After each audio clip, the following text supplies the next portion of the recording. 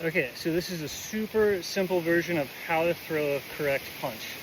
Um, this is just the technique. So once you find the technique, you have to drill the technique over and over and over, harder and harder and harder for it to get like very powerful.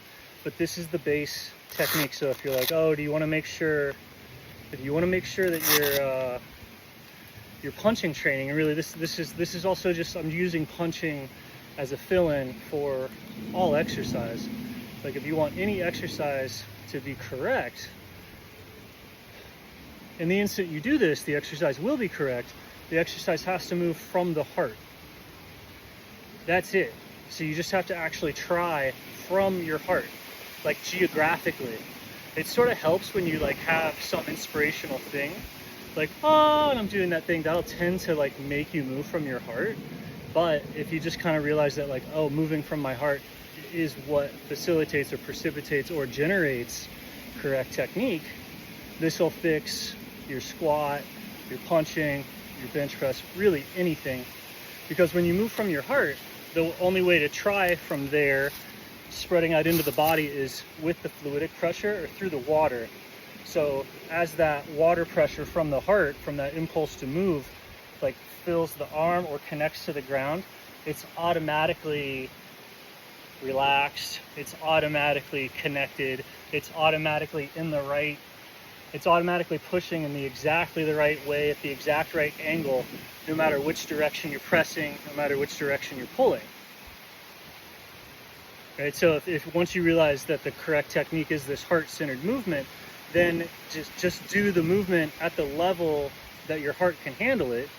And that is not just your like effort, but also your like skill. Like if I go and try and do like a handstand right now, I'll lose the connection to my heart and you'll see my coordination and everything drop. But if I do exercises within my heart's skill range, then I know that everything's correct. So this applies to like yoga poses, whatever. And so the cueing into the heart is just the cueing into the body.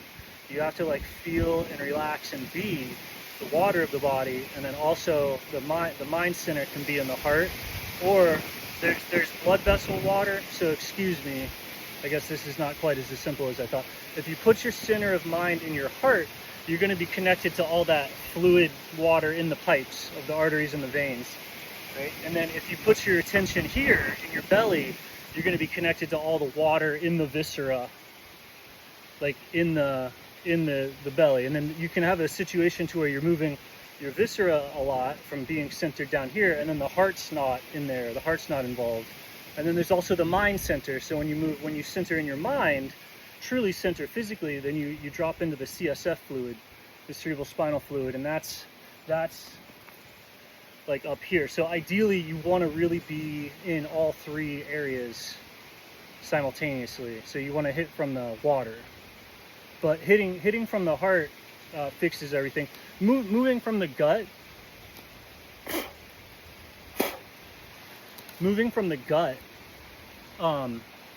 also fixes. Basically, anytime you move from the water, it's going to be correct. But if you put your center of mind moving from the water, it's going to look different ways.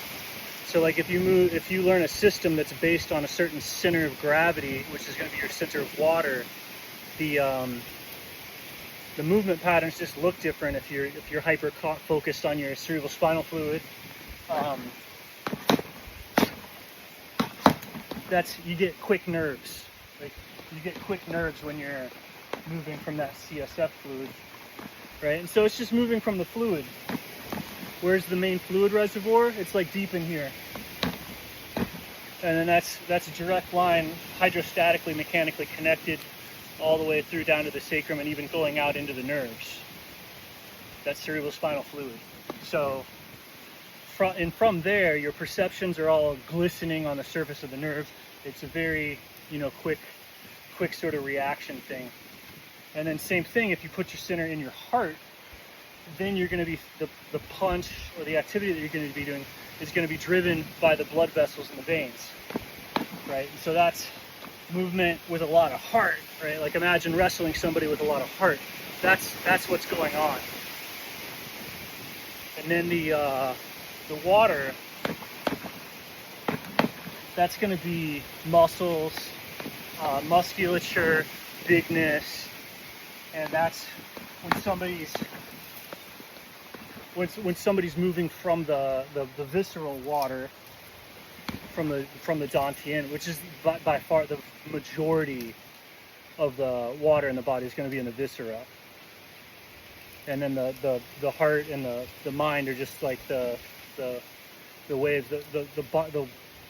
This is like the tide, and then the heart is like maybe like a set of waves, and then the mind is the actual surface, whatever that's doing. Like the water right under the surface would be your cerebrospinal fluid. And then the wave patterns underneath that, so the waves underneath waves, it's going to be the heart. And then in the viscera, you're looking at the big, deep swells on the size of like tides or larger. And so to access those, you actually just locate your mind there. And in locating your mind there, if you realize that your mind is water, you look with all the water in the body towards there, and especially the water that's a part of this system. So if you look for here with all your body mass, that cues in your musculature and that level of effort and that sort of thickness, the big thick like gel thing. And then if you center in your heart, the water that's able to see the heart the most clearly is obviously in the blood vessels, the arteries and the veins. And so that water, when you look at your heart, all the water in the body can look anywhere else. So you can look at your heart with your viscera because you can look with everywhere that you are. Like all the water in the body can look, but it's isolated from each other through different layers and stuff. So the heart water is isolated from the rest of the body. So when it looks at itself, it sees the heart. And the same with the cerebrospinal fluid. Even though if you look very closely at any of them, the water is obviously all connected somehow, some way. And so when you're doing a squat or something like that, just make sure that the effort's coming from the water, and that'll auto balances. It's auto centered because it just falls. So anytime you put your mind in your water, you just automatically center ground, and then you dip down and come back up. Or like there's only one way. There's only a couple different ways that the water can flow or spin or rotate or anything else. And then like if you're keeping the exercise at a low enough level that you're capable of staying with what's happening and not getting like confused or distracted or scared, and then you do have obviously strength limitations. There's limitations, like you're stronger when you're younger, you're weaker and more frail when you're older, so that's going to limit what the heart can do. But there's nothing stopping anybody from like instantly having, like, if you're doing it from the heart or from the water or from the deep mind, it's correct technique, and it's going to be like a good workout, a good exercise, or a good rep. Like that's a good rep.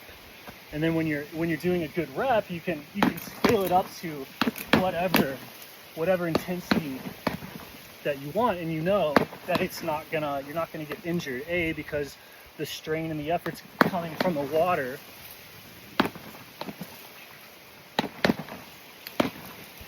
So the impact is going into the water. So very, very injury resilient. And then it gets rid of all the notions of correct form being some location that the limbs are in, right? Which is like nobody who's anybody like teaches anything that way, right?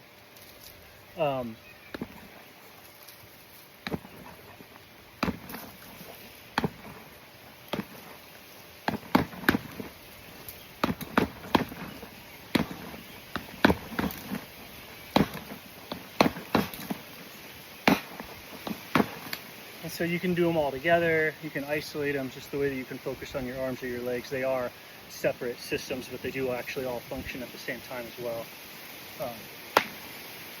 And then also just it boils down.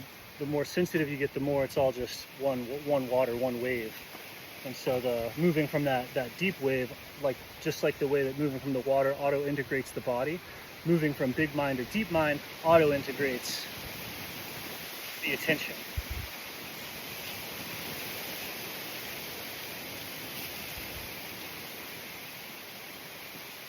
And so that's the basis of doing a correct rep.